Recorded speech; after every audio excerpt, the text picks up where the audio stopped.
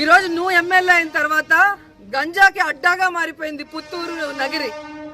నువ్వు ఎమ్మెల్యే అయిన తర్వాత ఈరోజు డ్రగ్స్కి అడ్డాగా మారిపోయింది. నువ్వు ఎమ్మెల్యే అయిన తర్వాత ఈరోజు అక్రమ మైనింగ్ జరుగుతుంది, అక్రమ ఇసుక. ఇవన్నీ చేస్తూ నువ్వు మా మీద నిందలేస్తున్నావు. రాబోయేది జగన్మోహన్ రెడ్డి గారి ప్రభుత్వం.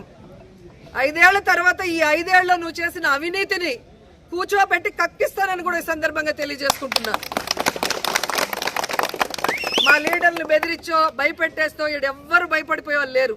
మీ తాటాకు చెప్పులకి ఎవ్వడు భయపడేవాడు లేడు. జగన్మోహన్ రెడ్డి గారు చెప్పారు కదా, మేం ప్రజల కోసం ఫైట్ చేసేవాళ్ళం, అధికారంలో ఉంటే ప్రజలకు మంచి చేసిన వాళ్ళం. ఈరోజు గర్వంగా ప్రజల్లోకి మేము వెళ్ళగలం. కానీ మీరు వెళ్ళే పరిస్థితి లేదు. చాటలతో పరకలతో కొడతారు. జగన్మోహన్ రెడ్డి ఇచ్చేటివన్నీ ఇస్తాము, అవి కాకుండా మేము చెప్పినవి కూడా ఇస్తామని చెప్పి చంద్రబాబు నాయుడు, పవన్ కళ్యాణ్, లోకేష్ ఎలా ఫెయిల్యూర్ అయిపోయారు, ఎలా ప్రజల్ని మోసం చేశారో అందరికీ తెలుసు.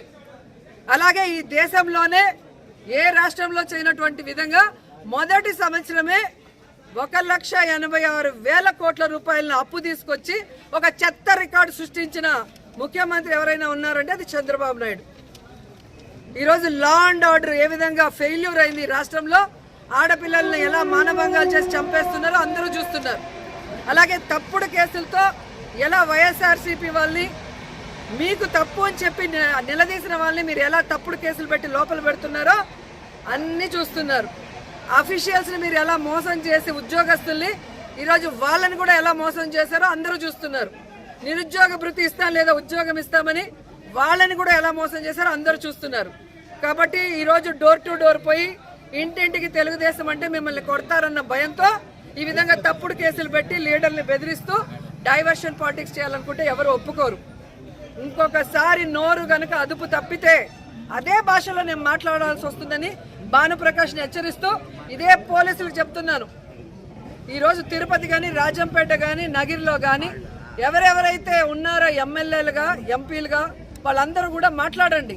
ఏ విధంగా కలెక్టర్, ఎస్పీ పర్మిషన్లు ఇస్తున్నారు, రోడ్ల మీద ఈ విధంగా అక్రమ బియ్యం వెళ్లేదానికి, అక్రమ లిక్కర్ వెళ్లేదానికి, అక్రమ ఇసుక వెళ్లేదానికి కనుక్కోండి.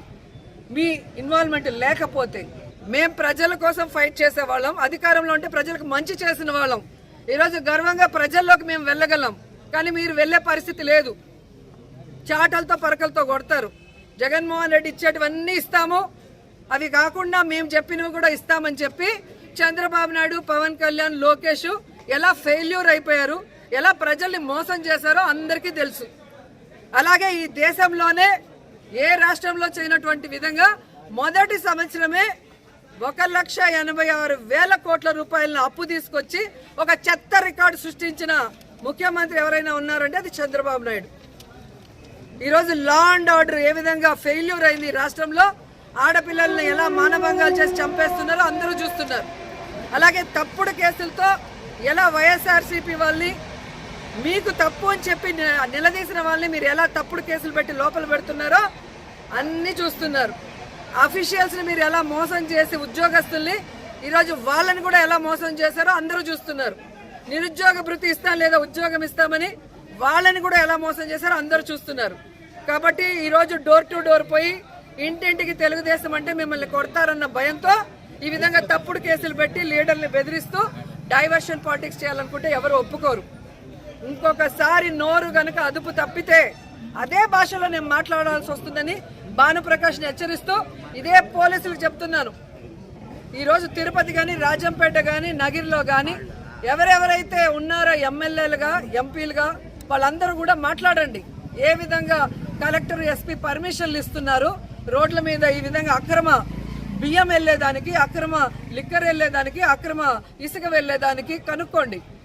మీ ఇన్వాల్వ్మెంట్ లేకపోతే ఎవరైతే ఇన్వాల్వ్మెంట్ ఉందో ఆ ఎమ్మెల్యేలను అందరినీ కూడా అరెస్ట్ చేసి లోపల పెట్టండి.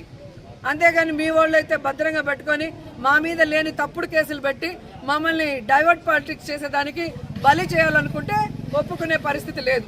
మా కార్యకర్తలకి మేము అండగా ఉంటాం, మాకు జగన్మోహన్ రెడ్డి గారు అండగా ఉంటారు. కోర్టుకు వెళ్తాం, కోర్టు మీద నమ్మకం ఉంది. ఖచ్చితంగా కోర్టు ద్వారా మేము తప్పు చేయలేదని ప్రూవ్ చేసుకొని బయటకు వస్తాం.